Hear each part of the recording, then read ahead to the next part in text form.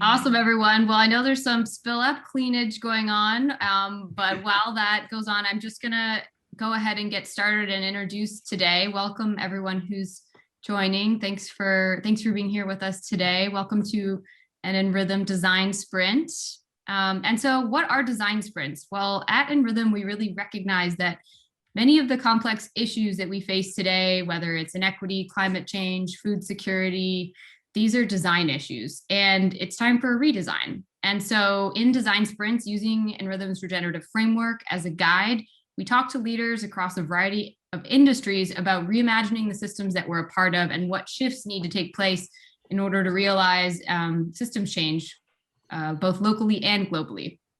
And so my name's Alex. I'm a member of the nRhythm team, joined today by multiple other nRhythm team members. We've got Jen, Trey, Tracy, some members of our community of practice, so welcome. And for those of you who aren't familiar with us, nRhythm is a management and design firm focused on revealing potential in people and in organizations. And so today I'm really excited about our topic, which is recreating community, embracing race, and raising a brave generation together. I'm going to introduce our guests, and then Jeff Sue, my team member, is going to take over in leading the sprint. But I'm really excited to welcome Melissa Giraud and Andrew Grant Thomas from EmbraceRace.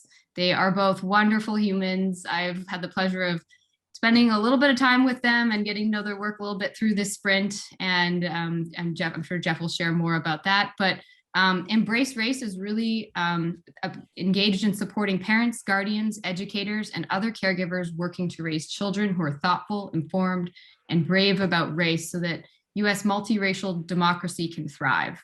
EmbraceRace identifies, organizes, and creates the tools, resources, discussion spaces, and networks to nurture resilience in children of color, nurture inclusive, empathetic children of all stripes, raise kids who think critically about racial inequity, and support a movement of kid and adult racial justice advocates for all children.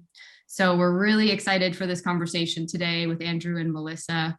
And with that, I'm going to turn it over to you, Jeff, and stop sharing my screen. And maybe mention to those who are less familiar with Zoom, I'd love to invite you to be on speaker view, which is you can toggle between speaker and gallery view in the top right corner. So, and if you haven't already, feel free to just say hi in the chat and let us know where you're calling in from. And with that, Jeff, I'll hand it over to you. Great. Thank you, Alex. It's my absolute pleasure to welcome Andrew and Melissa. I have had the pleasure of working with Andrew and Melissa, working through some exciting growth and change in their organization, thinking of it from a regenerative perspective. We are connected by a close friend, Curtis Ogden, who may be showing up here, maybe not. And in this bizarre COVID times, we are actually, what are we, less than 5 miles from each other, Andrew and Melissa? But we have not met in person yet. So we are all lucky to call the same hometown home. And we're really excited to share some of our conversations that we've been having in one context, thinking of their organization. But in this context, wanted to connect our community, all of you, many of you we know here, some new faces, which is great, to their work. And in particular, try to think through or provide a bit of framing around how nRhythm approaches complex issues, as Alex mentioned. So the way this is going to work, we're going to have an informal conversation for about half an hour. Andrew promises to be funny during that half hour, so no pressure, Andrew.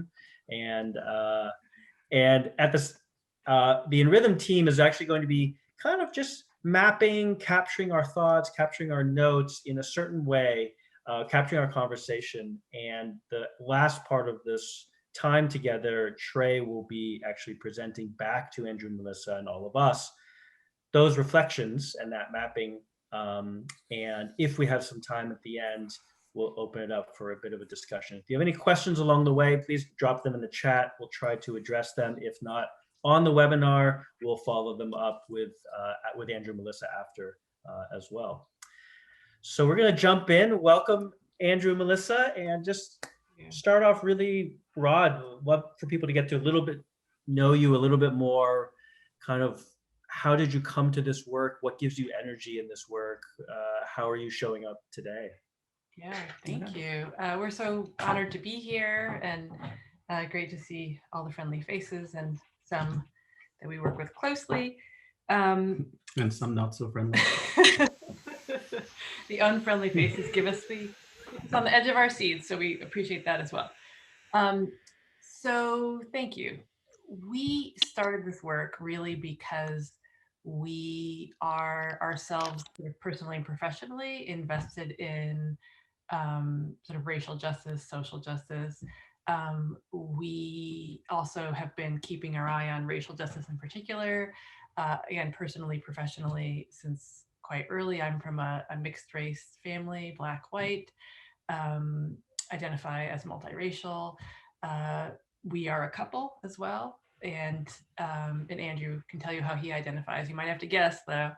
And we had children together and discovered in that, even though we were doing work in different sort of sectors around race or equity, me in education, media, Andrew in other circles.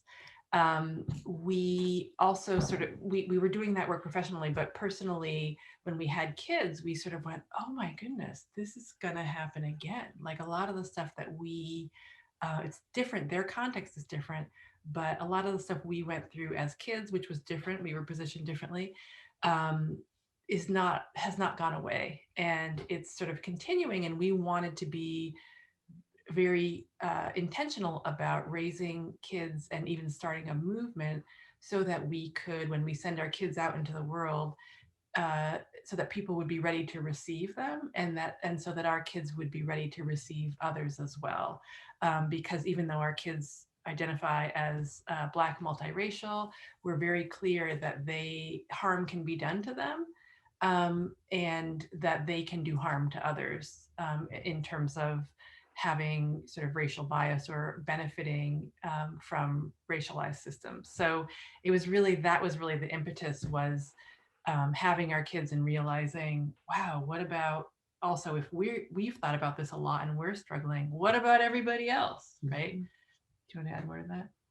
No, that's the only thing I'll add is, I've done a lot of work around race, research on race, advocacy on race, criminal justice, employment, education, housing, transportation, health, really most of the big domains, immigration, so on, as well as on structural racism, implicit bias.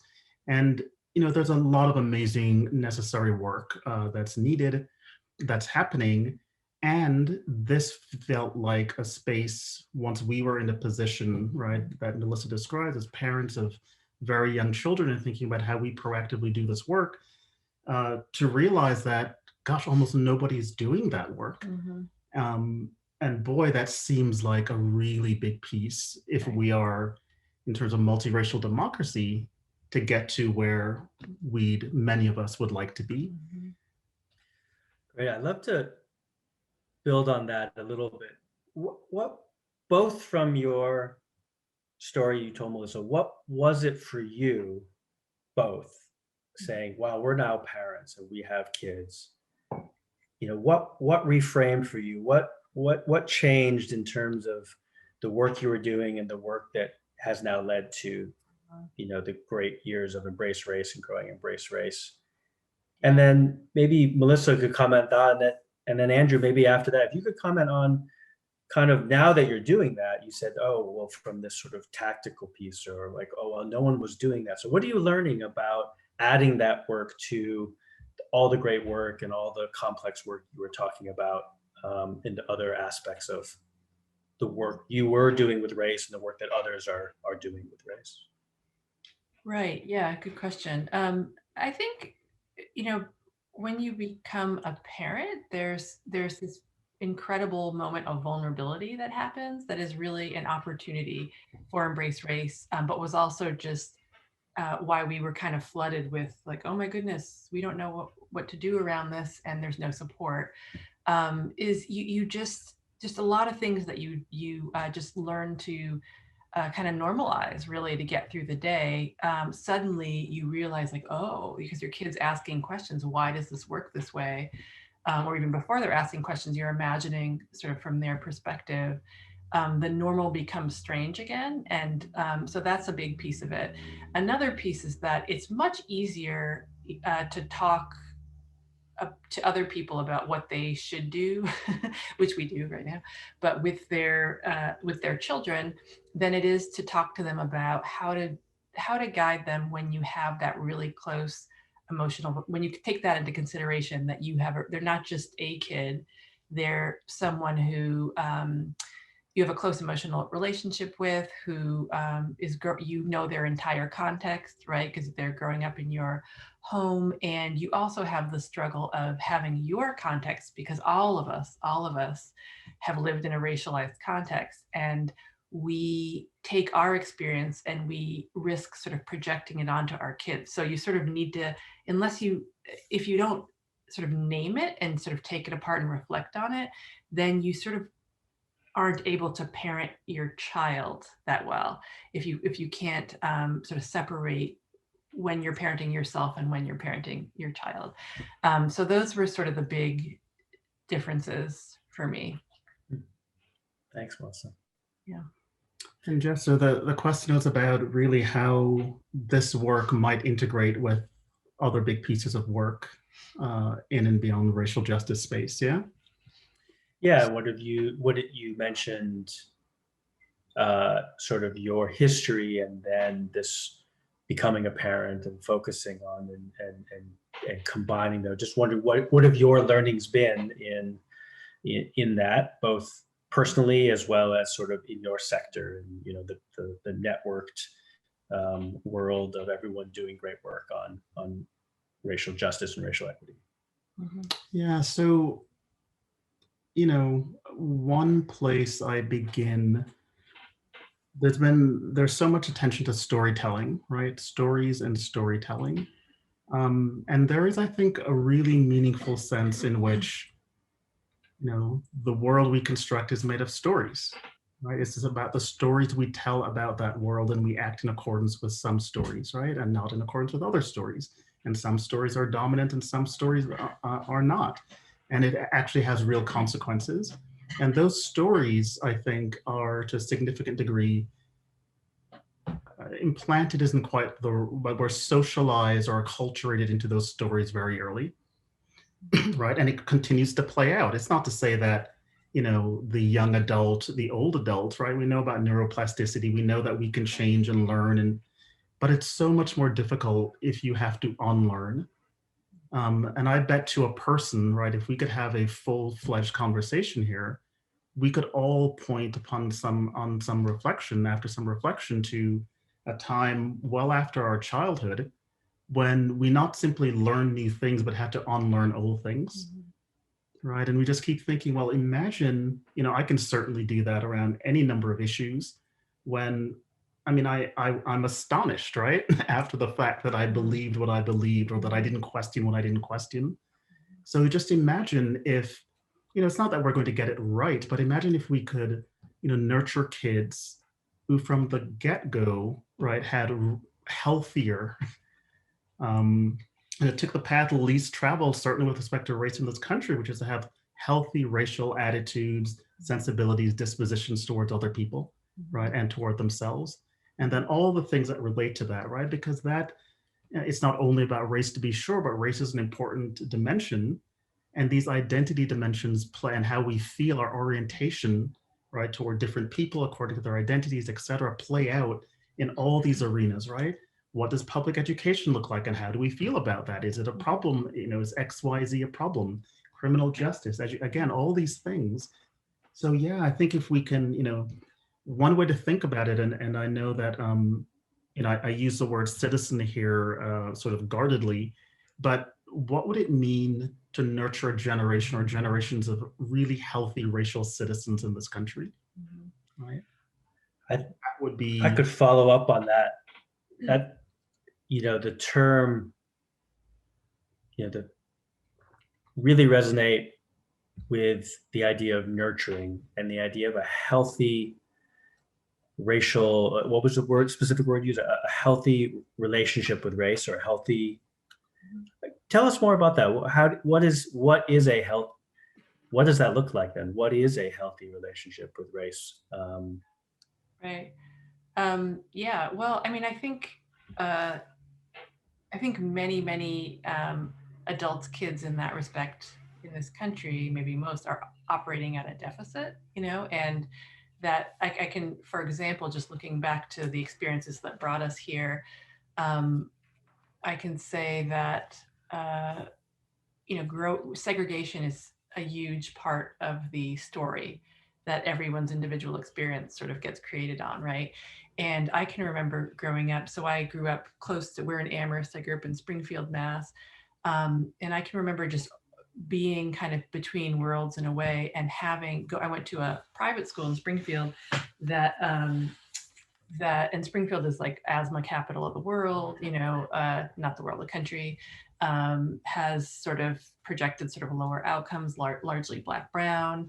And I remember having people from the suburbs who went to my school with me, and I lived in Springfield, be afraid to come to my neighborhood. Like, I didn't realize it, but they came to my neighborhood and they were just visibly, I was just walking and they were visibly just like, just like that. And I was like, what is going on? Like, I literally said that to some people, what is going on? And so there's a way in which, I mean, that's very unhealthy, right? And then that sends a message to me. And it sort of continues. Now I live in Amherst, and you do hear people in public debates complain, well, we don't want people from Springfield moving here. So there's sort of an idea, and people would never say, oh, I don't mean Black and brown people, right? But it's very coded, that they'll say, oh, no, I mean low income, I mean drug addicted, I mean, just whatever they mean, which is not what Springfield is, right? So I would say that's sort of the unhealthy. And what if we didn't have segregation, or if we heard, the way Andrew said, each other's stories more, so that we knew it wasn't like a surprise. You don't want to raise that kid who goes to my neighborhood when I was a kid and goes, but that's not a surprising experience if your upbringing to that point, or your neighborhood or your school, is very homogenous, right? I would say that to have a healthy racial relationship would mean to sort of separate how someone looks and their ethnicity and sort of their social identities from these other attributes that are kind of connected to them right now in many people's minds, because of segregation, because of sort of media proliferation of certain stories.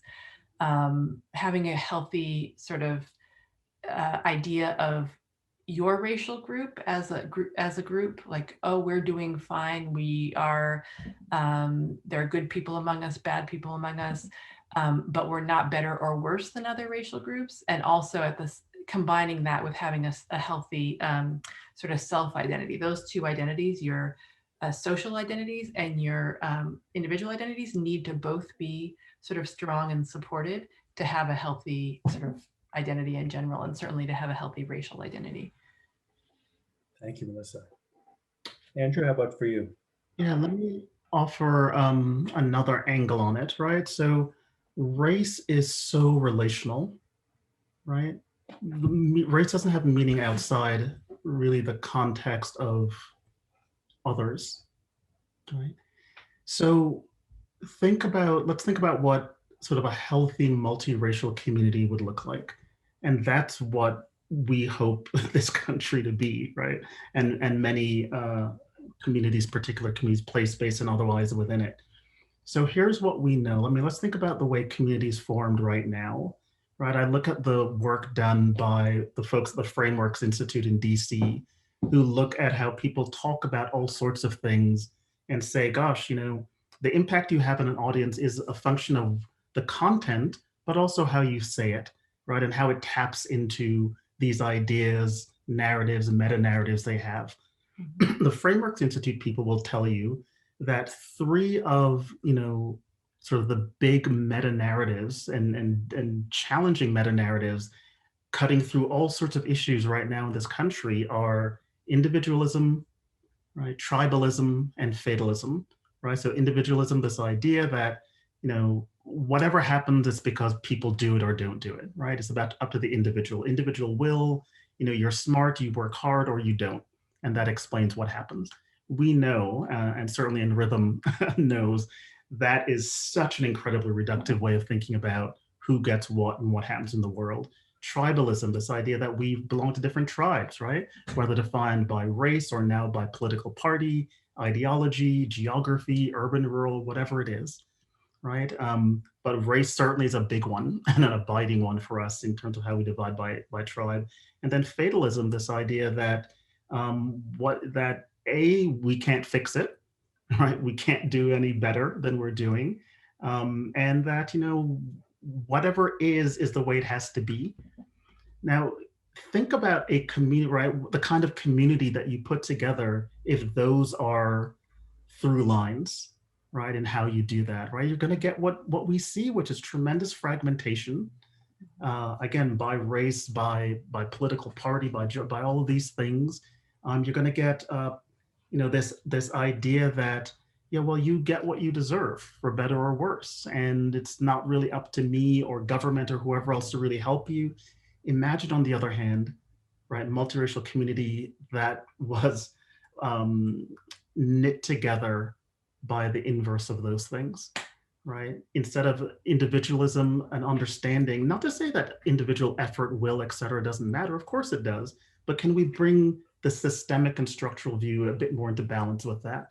Instead of tribalism, you know, can we do, as John Powell at the Othering and Belonging Institute talks about, right, expanding the circle of human concern, right? So it's not about us and them and who's outside and who we don't care about, but and instead of fatalism, can we say, look, we made this thing, we made this, right? We can not just simply unmake it, but proactively make something different that works for more of us, et cetera, et cetera. So that's very 50,000 foot, but we can do differently. And I'm telling you, within this country, look at the range of ways that communities defined in practice in this country, and certainly outside these borders. There's a lot to learn from. It's not like, you know, it's all pie, it's pie in the sky. There are a lot of people who are doing much better than we tend to do as a group. But that is the key. I love that you said that. And I think of Patrisse Cullors, who was one of the founders of Black Lives Matter, saying, we imagined prisons and handcuffs, we can imagine something else. And that's really when what activates us around starting with kids is that they don't have to do all this unlearning. So imagine raising kids who are not as limited as we are. Or not young weighed kids down. Believe you, right? Yeah. Young kids believe you. It's like if you say it's X, they say, oh yeah, okay, that makes sense, it's X. Yeah, so they're going to be able to imagine things that we can't. And we have to make sure that we're nurturing those imaginings, that we're nurturing kids who can imagine something that doesn't exist yet. Love that. Thank you both. And in particular, Andrew, I heard you say, you know, this we made this thing, right? And then that is so aligned with why this is called a design sprint, why we're here, because we believe things have been designed with a wrong view, with a wrong model, with a limited model, or a model that's working for some and not for others. And so, yeah, I'd love to pick up more on that, because I know you guys think a lot about it. We've talked about it, you know. So if we, from that perspective of we can redesign this and recreate something else, you started on it. I'd love to build on that more. So what's the particular role of children and children's learning, and what role can then, I'm sure everyone's asking, what role can we all play in that, in whatever role we have in our interface with children? For sure. Yeah. So, yeah, we like to say that, structures, there's sort of these structures that impinge on us as agents, as people doing things and creating different structures or wanting to. But we're also the agents, like he said in a different way, that are creating the structures. And what we need to do is really nurture kids who can be better agents, so they can create different structures, right? And sort of the way to do that, I don't know, can you? Well, so again, going back for a moment to individualism, right, as its powerful through lines through so many of the stories that we tell about why things are the way they are. They're about individual people, again, who did or didn't do, who chose, who could have chosen differently, and so on. There are lots of places, Europe, broadly speaking, where there's actually a very different orientation toward that, right? Not to say that, there's no appreciation for the importance of individual agency, but I think there is, broadly speaking, a much better understanding and appreciation for systems, right? And the way systems and structures shape, right? Whether it's the family system, a school system, governance. Just to name one thing that may be familiar to a lot of folks, and you think about, for a long time, anti-prison activists or prison reform activists have been noting, often with respect to California, which saw a boom in prison building in the 80s and 90s, that we literally spend more money on prisons, or certainly holding people in prisons, than on higher education. We got a very constructive plan, worked together. So that was like an editorial. So, imagine if we simply said, as Angela Davis, right, the wonderful Angela Davis, talks about prison abolition, right? So, but even if it doesn't get to abolition, suppose we literally spent much less money on building prisons and housing people in them, and much more money on education, right? We know that a unfathomable share of the people in federal prisons have an 8th grade education or less, right? So we could think about that, right? We could teach our children, look, there are different ways of doing things. There are some, there are certain kinds of problems that we might recognize, right? We collectively recognize different kinds of problems, right? If we hear that 400 people are dying in trying to cross the southern border into this country, is that a problem, right? Is that a social problem or not? Worthy of our attention, worthy of our resources, try to fix? Well, we can, I think so, right? Many of us may think so, but is the fact that we incarcerate so many people a problem? Is it that, right? All of these things, because if we recognize these things as problems, then we can channel resources toward possible solutions. And there's also a question about the kinds of solutions we come up with. All to say that all of these kinds of things are things that, for the most part, certainly we begin to learn these things very early, right? What's the problem? What kind of solution? Why is the problem a problem? How did we get here? What kind of solutions might we fix? What does race have to do with it?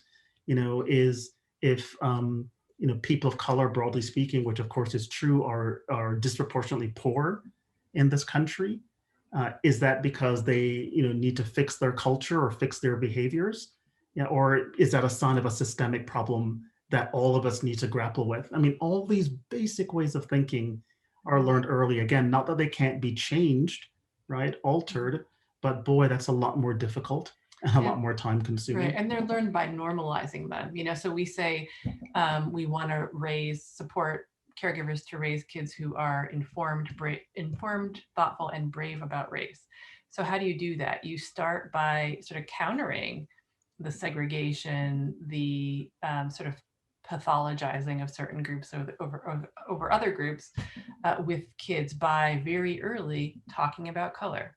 Like we say embrace race because that's sort of a counter to colorblind ideology that says like, oh, it's racist to talk about race, so let's not talk about it.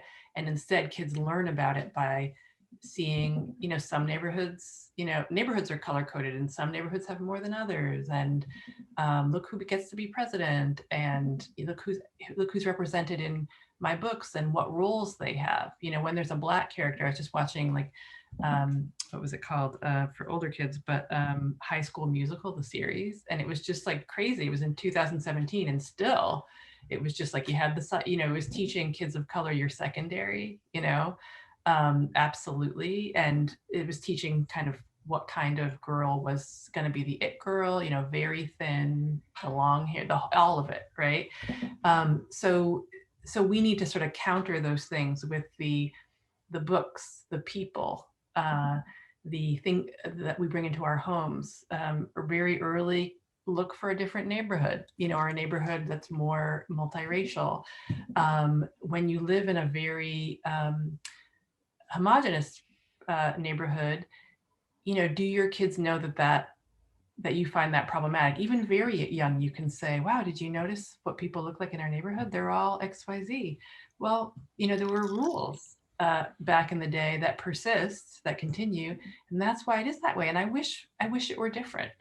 So your kids need to know that or the kids in your life, that you're striving, and to think through. You don't have all the answers, but you want to have the questions, and you certainly want to, like with very young kids, talk about like names for skin color. This person's a bit more, light brown, an amber, this, a white, all of that, so that the simple message is we can talk about it, and we're not attributing anything to skin color. And but we have the building blocks to be able to notice later on, what our neighborhood looks like, what our preschool class looks like, all of that, and have the conversation.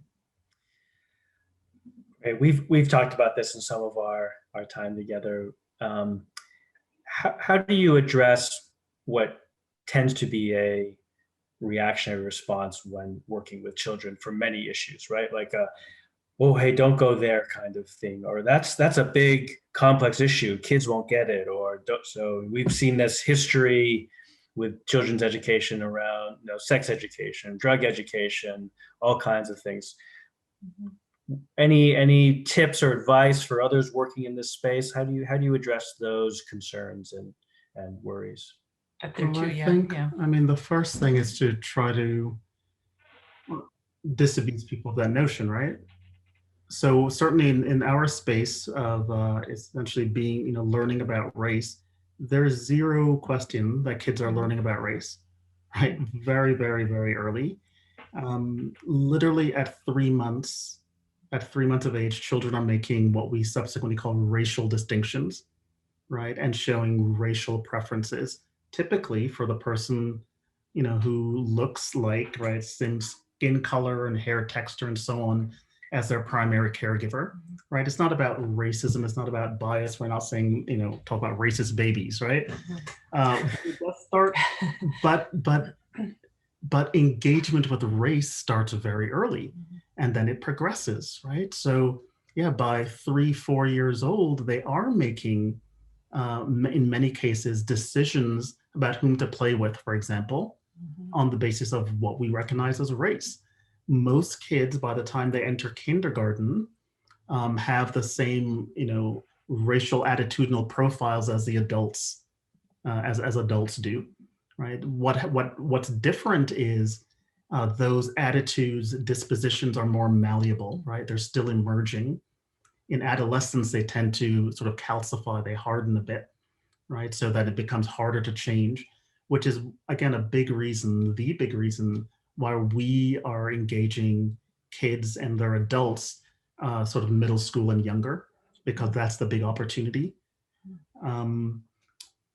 So yeah, so number one is it's simply, we have this sort of mythology around childhood, and we like to romanticize it, and white parents of white children in particular tend to want to believe that kids are racial innocents, and that we need to protect that innocence as much as possible. And the way we do that is by not talking about race. But in fact, there's tons of messaging that children are receiving about race, and they're coming to their own conclusions about what race means and what it doesn't mean. So you're missing an opportunity. Great.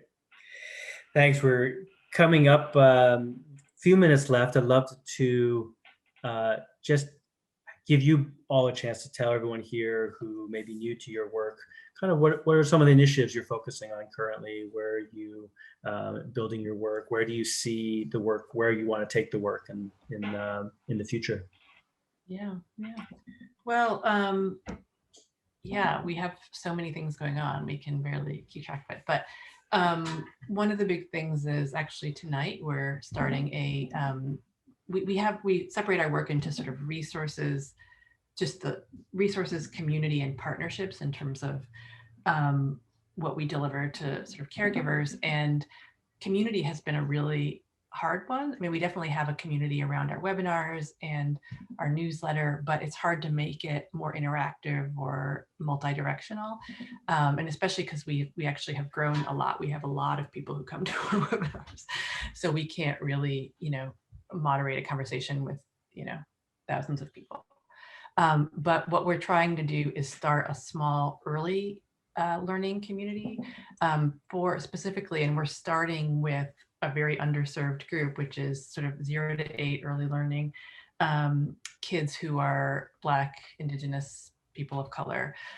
So parents and teachers of those groups of young kids, we're starting a learning group, which family members, educators, more broadly. to sort of talk to each other and to learn together, because that's really over time. So that's exciting, and that's one initiative that we sort of we're piloting, and we hope to have other ways in which people are in closer community doing this work.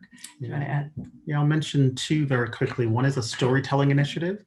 So we just trained 15 coaches, storytelling coaches who come from the EmbraceRace community, really diverse, amazing mix of folks who in turn will work with prospective storytellers, right? So ordinary folks, ordinary in the sense that they haven't necessarily done a lot of thinking about race. They certainly haven't written about race, right? They're not experts in any way on this, or either at storytelling or at the sort of substantive issues in the race space, but they will respond, right, and think, yeah, I think I have a story I'd love to share. And if you're not, a practiced storyteller, that's not easy, right? So we're going to have coaches who support them in generating those stories, audio-visual stories, audio-only stories. And then the idea is to take that and to use those stories. We hope to get 100, 150, even 200 stories over this next year, to use those stories as a seed bed for community building, right? For conversations, right? As a point of departure for that. The other thing I'll mention very quickly is research, right? Now we won't be doing the research, but we will be hopefully raising money for seed grants for researchers to do. The deal is this: we have a whole bunch of research, but we collectively haven't derived all the benefit from it in terms of, okay, we have this research, but what should we do, right? What does it tell us to do if we want to, do this work with our children? And second, there's a lot more research that could be done. So essentially, we want to, on both of those strands, try to get some more, try to make more robust pipelines for work that will shape what we actually do and what we can share with people with confidence is worth doing. Fantastic. Well, thank you so much, Andrew and Melissa. But it doesn't get better than this experience right here, Jeff. Wow. All downhill after the rhythm engagement, you know what I'm saying? Thanks. I'll give you that, what we talked about before, for saying that. Yeah. I'm gonna pass it on to Trey to talk a little bit about what our team has been mapping and capturing from our conversation together. We'll have a chance to come back to you, and then I see there's a few questions in the chat. If we have time, we'll get to those. So Trey, I'll let you take it away. Thank you, Jeff, and thank you, Andrew and Melissa. So one of the things that it's important for us to do is really begin to visualize what you just said, which is the idea that the way the current system is designed could be designed differently. And maybe that is just beginning to map what we see that is in a way that can relate to people where they are. And really the idea that nRhythm is trying to do is really take these complex problems and begin to map them in a way that could give people an opportunity to see, gosh, there's a pathway into a different way of living and experiencing the life that we currently have. And so what we've done is taken all of your incredible comments and just start to map them a little bit and maybe give a little bit of a pattern to them to be able to give us insight into how maybe any one of us may be interested in being able to take some of these insights into our own communities, into our own context. So with that, I will share my screen. And so we use our framework, and there's key aspects of the framework. I'll scroll out, and for everybody who's in attendance today, you'll get a chance to receive this. We've kind of mapped a little bit of this conversation across these 5 areas. The context of what does it look like to embrace race, to what is healthy about that, and what do we need to consider? What and how would we then structure that and those systems for that future? And what's the work that we're all doing to create the conditions for the abundance we want to see in our world? And so this is not meant to be an exhaustive capture because this is a short conversation, but it begins to capture a little bit of the essence of what we're talking about. And so as we move into context, some of the things that you all shared and that came up in this, which I thought was really cool as a part of the process, is that kind of that underlying purpose is to nurture kids who have a healthier attitude towards different people or races. And that you asked the question, Melissa, what would it look like to nurture healthy racial citizens? And I actually think that may have been you, Andrew. And raising kids with race as an intentional conversation, and that kids actually have the benefit of not having to unlearn everything that we pile on to them. So how all that is the essence of why you focus where you focus. And then when we think about the quality of life that we're talking about, what does it look like for all of us to recognize that we do live in a racialized context, that the desire is to create something that is healthy in a healthy multiracial community, and that's going to require some systemic and structural changes and approaches, and that we want to expand that circle of human concern so that no one is left out, and that we want to be informed, thoughtful, and brave about race. For that to be the quality of life that we're creating, and that's in conflict or in contrast to fragmentation, or you get what you deserve, or that we're talking about race in a way that's reactionary versus proactive and intentional. And that our behaviors go into that. What does it look like to proactively do this with our children, these new generations? And how do we begin to recognize that we're a part of this? So what does it look like to understand when you are parenting yourself or parenting your child? And that healthy social identity and individual identity are core aspects of the design. And that we need to recognize the importance of being vulnerable, that we're all learning and that we're all trying to understand this. So when we scroll out and we get into some health, Alex captured some really incredible things here. And in particular, when we think about energy within the system, what's creating the conditions for its members to thrive, we're continuing to ask some of those same questions of what is the role of parents in supporting a multiracial democracy? And how do we continue to identify race in those different dimensions and nurturing kids who can imagine something that does not exist today for the future because they haven't been, in essence, programmed. So healthy identity looks into and sees healthful social identities and healthy self-identities. And one of the things that we often say when we talk about how we manage the informational cycle is what needs to die to give life to other things. and lots of real incredible nutrients here for us to understand. So what needs to die? Risk of protecting yourself, your experience on your kids versus breaking down beliefs, only learning new things versus unlearning or questioning beliefs, segregation versus separating someone's looks from their other connected attributes or healthful social identities, like we talked about earlier. The idea of the dynamics between regions and cities and neighborhoods, and what does it look like to capture a different story.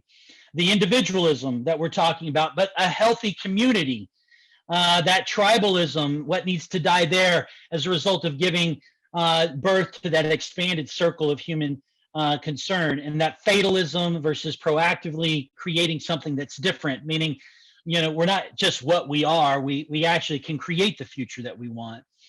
You know, you made the point about prisons versus education. You know, how do we recognize that some of the challenges we have currently are a result of our design, prisons being an example of them, and how we can use education as a means to change our experiences in those systems. And that we're continuing to recognize, you know, the idea that the current state is really about a lack of awareness and understanding and insights into that design and how we can see it as an opportunity to create those changes. And we're capturing, some of this is capturing the same thing over and over again, which we think is a good way to begin to see patterns within what we feel like is regenerating health and the potential in the system.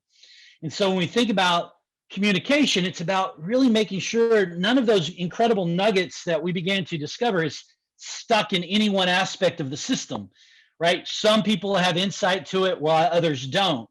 So what does it look like for us to ensure that everybody recognizes this is a racialized context and we have to do something different, that our stories have consequences, and that we are acting in accordance with some of those stories, and that we are socialized by those stories, and that we need to ensure that as we continue to talk about these things, that we minimize attributing certain characteristics or experiences that people have to someone's skin color or to someone's identity, and that all of that we can start early in the process and recognize that as we get into this network or this equity aspect of it, that race is a relational aspect of things, and that our ability to continue to partner with others as a means to support that bigger picture will be super helpful. And then when we get into structure, a couple of things that we captured that you guys called out, first thing is how systems and structures shape the experience. That's a deep belief of nRhythm. And so seeing kids and nurturing kids as agents, I mean, that is so powerful. And I am moved by that idea that we're going to build and create capacity with a new generation that is going to believe in a better world than we're experiencing today. And that education is a key fundamental aspect of all of that. And that even our community design, our neighborhoods are all and can be changed by that change in that system and design.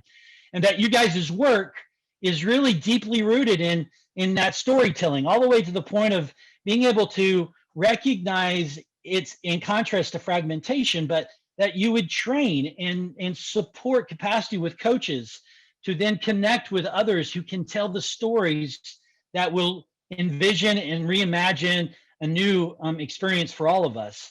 And that your focus is on those middle school children and younger, because they haven't adopted all these current structures as sacred and as key to their experience. They're open to new possibilities. That you guys are creating resources for caregivers and educators as a means to be able to do this, and that you're creating learning communities as a way to be able to shift our culture in that direction. And that research, continued research in this, will allow for an incredible, robust experience to be documented in a way that will shift some of our structural institutions, from education to policy to how we do the things we do in our communities. And then last but not least, I think it's something to capture is what does abundance look like in this system? And that is, it's something that's about nurturing healthy racial attitudes and beginning with our kids as a means of doing that, that this multiracial democracy, that we would create a whole generation, and that this generation would be a seedbed for future, not just conversations, but change, substantial change, and that we all can do it differently, and that we can reimagine raising our kids in a way that would actually regenerate the beauty and the health that we all want, and that we'll have the confidence to do that work, and that we'll engage in the conversation, and that we'll imagine something different than seeing core aspects of our culture end up in places like prisons versus in places that will be transformational to our communities. So that's how we captured what your conversation was, and how we see it as a reflection of what we could do to regenerate the health and the potential around race, and be able to use our kids as a means to bring that to life. So I'll just pause there and see what reflections, Andrew, Melissa, you guys would have on what we captured. Wow, that's very powerful. Yeah, someone should do that work. Yeah, I'm like, oh gosh, that's really important work. Yeah, no, I mean, I just want to thank you for Alex and Trey, and if there were others contributing to that, for listening so closely and so deeply, and connecting, being able to make the connections and sort of, I don't know, mirror it in a way that was really powerful for me to hear, even though I was trying. That's what I was trying to say, Trey. That's what I was trying to say. Yeah, and the framework is really helpful as well to think about. I mean, I think what we're always trying to do communication-wise is, although I struggled in this particular design sprint to do it, but you captured it anyway, to really talk about the abundance part, and about how, it's really better for everybody. It's really better for everybody sort of to do this work. And you just think of how so many decisions are made that are made, racialized decisions that really, again, affect majority white people because of, sort of the numbers, but are still, but that people still vote for, whether it's sort of healthcare, we don't need healthcare because we don't want them to have healthcare, or sort of the old example of that Heather McGhee writes about in her recent book, The Sum of Us, How Racism Hates Everyone, the old example of swimming pools, about when swimming pools had to be integrated. Like many neighborhoods had swimming pools, suddenly, especially in the South, they were being filled up with concrete because they would rather not have the swimming pool. So the abundance is something sort of message wise and even health wise for me and for all of us doing this work is really, it's not only true, but it should be, I feel like, more of a focus. And I appreciated seeing it this way and being able to think about it in the structure. Thank you. I'll say only, echo the thank you to you, Trey, and Jeff, and Alex, and Jen, and it's wonderful to hear what others hear, and it's wonderful. And Jeff and Curtis, we've certainly done this part with them. I think there is a lot that we have, but it's so helpful to have it pulled out. Right? Abundance, or this is what I hear in abundance, structures, health, context, etc. As you say, yes, a number of pieces show up in different places, but really helpful, right? Yeah. Really helpful. And the one thing, for some reason, the one thing I wanted to add, maybe is when you were talking about just it's not a correction at all, it's just an addition, which is when you're talking about children, right, and that you are moved by this idea of children as agents. There's this great quote, I think by a dancer, something like, we worry so much about the adult the child will become that we forget that she's a person now. Mhm. So this idea that, yes, it's not just about nurturing future, right? Mm. The investment isn't only in the future of this child or these children, this generation of children. They're doing things right now. And I'm not just talking about, the visible leaders, amazing young people who are doing extraordinary things. I'm talking about the work they're doing in their, right? What sensibility, what are they bringing to the classroom, right? What are they bringing to the neighborhood? What are they bringing, to their parents when they may be pushing back on something? I mean, we know some extraordinary stories of kids taking their parents' teaching seriously and holding their parents to account, right, on issues around race and other things. So yeah, that's something, I love the piece about what needs to die so other things can be born. And certainly that's this idea that children aren't agents, right? That they don't matter, that they're not fully human, that they're not full humans in the way that adults are. Mm. We need to change that. That's powerful. Thank you, Andrew. Well, we want to open up in the last few minutes to a few that may have some questions. So feel free, I'll stop sharing. Feel free to unmute and ask a question of Andrew or Melissa that you think you're passionate about. There was one question in the chat. Melissa, if you want to unmute and ask that yourself, or I'm happy to read it for you. Melissa. Yeah. So Andrew, you were talking about racial citizenship and a healthier racial citizen, and you said you were going to say citizen. You were very hesitant in using that word.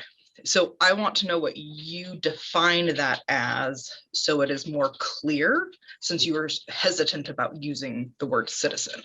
Yeah, so I'm hesitant. Thanks, Melissa. I'm hesitant because of the whole immigration and undocumented immigrants and sort of citizenship rights and the sort of gradation of citizenship, which is certainly problematic.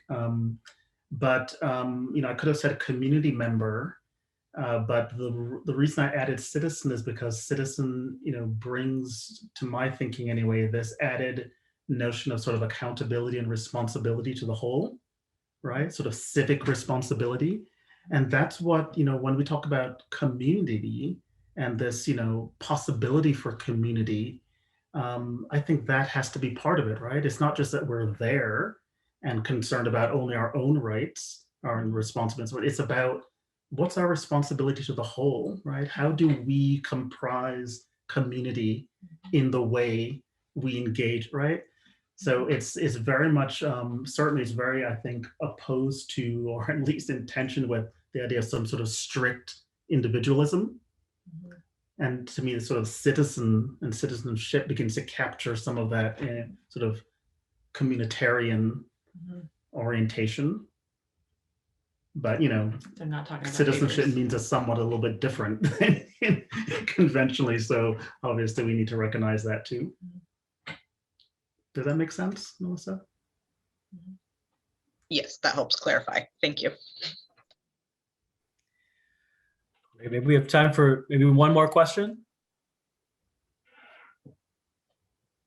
Already? We answered them all. I have a question for Andrew and Melissa. So how is your organization working with others to create a broader interconnected network of organizations, working on these particular issues? I saw something the other day, or in the last few weeks, put out by, I think it was a Growing Culture, something on Instagram, where they said they were speaking to the food system, but it applies to anything, is, the food system is not broken. It is designed exactly, it is working exactly as it was designed. And so, much of what we were talking about today, we were talking about design and designing something new, but the system today is operating, as it was designed, in some ways by, people that we say are quote unquote in power. And it has been supported by our individual participation in sort of, well, this is the way it is, and not taking responsibility for imagining a new future or a future that can be different. And so, I see, within all this complexity and all the work that needs to be done, there's just so much, and what you're doing is so beautiful and so wonderful to be addressing it, at the level of the children, but there's so much more to be covered. So I'm curious as to how you're building a network of other organizations that are coming together to address this design as a whole. Yeah, That's a great Jason, question. thank you so much. Let me start. I saw Jeff smile because this is exactly the work that he and Curtis are supporting us with right now, right? This question of networking. And certainly a partial answer is, there's a whole bunch of work, we touched on some of it, that EmbraceRace does in a sort of self-contained way, right? So you think about webinars and action guides and all sorts of resources, et cetera. And we'll do more of that, and it's certainly important to what we're trying to do. But it's clear to me, certainly, that if we're to be having a different conversation in 10 years, right? And we're talking about sort of different trend lines around these issues than we see now, it will be less about those things and more about exactly what you're talking about, right? The degree to which you're able to sort of catalyze really sort of movement, right? Which is say a lot more people, a lot more groups, a lot more organizations with somewhat different, doing different parts or touching different parts of this elephant, all pulling more in the same direction than we do now. So that means, again, for us researchers, large groups of parents, large groups of educators, funders, media people is going to be enormous, right? Let's just take those 5 groups. It wouldn't be hard, at least at a 15,000, 30,000 foot level, to say, boy, it would be amazing if researchers were spending some of their energy and time doing this, right? Which is somewhat opposed to what they're doing now. Ditto for parents, ditto for educators, ditto for therapists and others, all the kind of practitioners, ditto for funders, ditto for media people, certainly, again, which covers a lot of ground, right? From children's books to movies, PBS Kids, whatever it is. And not only would they be doing different work within those hubs, but they would be relating to each other much more and differently than they do now. So in broad strokes, I think that's part of what, if it doesn't happen, Jason, you can blame Jeff. But yeah, we definitely consider ourselves sort of organizers at heart, we certainly have expertise that we bring and are developing our expertise, but we bring in, like Andrew said, there are many parts of the elephant. So it really is about networking and walking in the same direction with other social movements who are the leaders of which are also raising kids. And, so it's all sort of connected, the adult work and the kid work, and hopefully moving in the same direction. And definitely blame Trey and Jen and Alex too. It's not just Jeff who will be to blame. Thank you for recognizing our interconnection and our failure. And that's what I'm saying. That's that's the key to all of this. So thank you so much for your time, Andrew, Melissa. Thank you for your insights and your wisdom and being here with us today. I'll pass it back to Alex for any wrap up for this. And thank you all for being here with us today. Thanks again, everyone. Wonderful conversation, Andrew, Melissa. So inspiring learning more about your work. I'm definitely feeling the abundance in the potential in the future. So we'll send a recording of this along with kind of a copy of the transcription, the mapping, and so that everyone can have access to that and share it if they'd like. It's open source, and we would invite you to share it with the world. So thanks again, and for taking the time, everyone, and have a great day. Stay safe and healthy. Thanks so much. Thank you, everyone. Bye. Thank